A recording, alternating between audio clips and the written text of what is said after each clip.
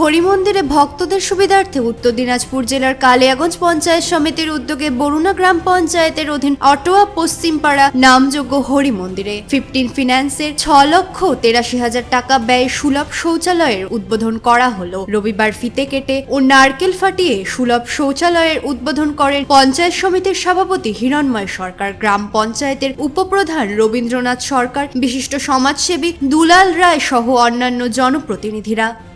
কত টাকা ব্যয় কোন ফান্ড থেকে? এটা বরুণা অঞ্চলে আটিয়া গ্রামে। এখানে আমাদের একটা অষ্টমন মন্দির আছে।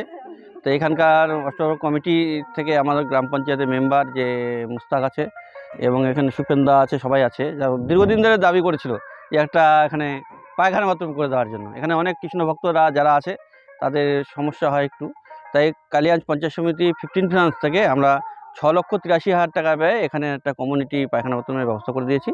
যাতে এখানে আজকে যেমন আজকের থেকে অনুষ্ঠান শুরু হবে, এই অনুষ্ঠানে সারা বছরই অনুষ্ঠান হয় কম বেশি, তাহলে এই পায়খানা বাথরুমটা থাকলে ব্যবহার করতে হবে, মানুষদের সুবিধা হবে। কালিয়াগঞ্জ থেকে ভাস্কর রায়ের রিপোর্ট, কুলিক নিউজ।